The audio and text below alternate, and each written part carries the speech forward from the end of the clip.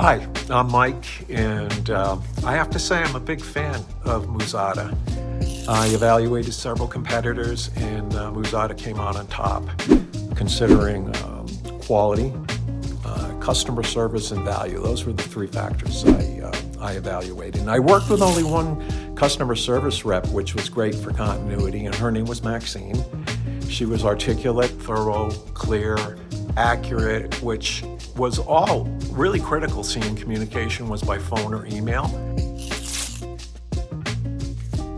So I chose the aluminum all-in-one kit versus stainless steel because it was lightweight, maintenance-free, strong, and I would say most importantly, easy to assemble using self-tapping screws. The stainless steel, although it was definitely stronger, would have required drilling and tapping holes, definitely more difficult, but I would say unnecessary for my application.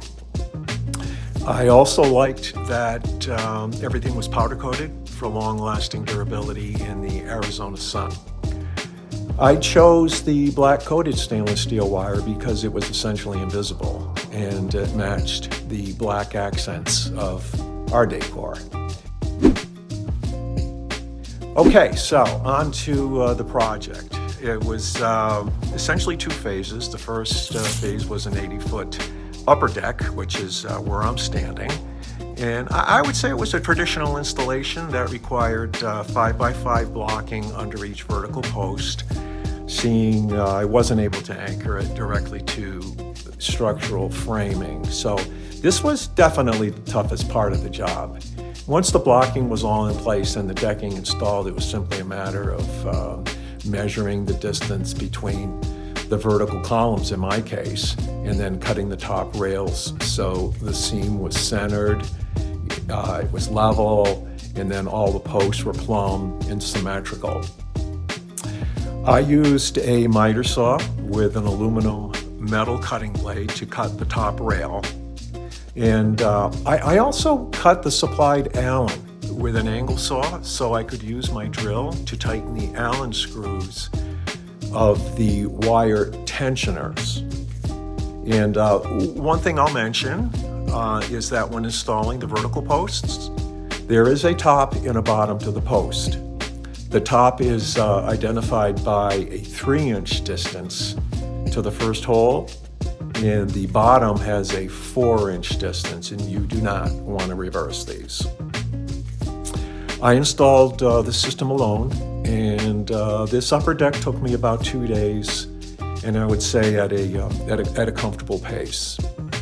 I then moved on to phase 2, also 80 feet of rail, but it required installing the system on a concrete patio, so quite different in that respect. The biggest challenge was drilling the 4 holes for each of 22 posts using a hammer drill and a 1/4-inch concrete drill bit. And once the holes were drilled, the assembly was really similar to the upper deck. I would say with one exception, and that was the 1/4-inch stainless steel anchor bolts that I purchased separately to secure the posts.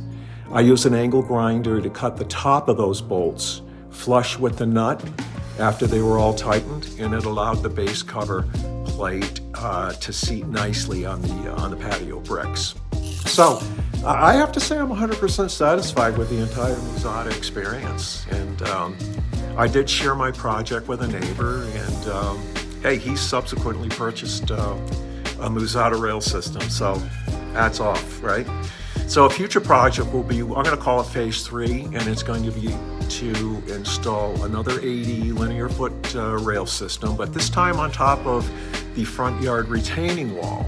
So, hey, listen, I hope this short video of my experience helps you in your decision to choose Muzata as your rail system of choice. So, listen, good luck.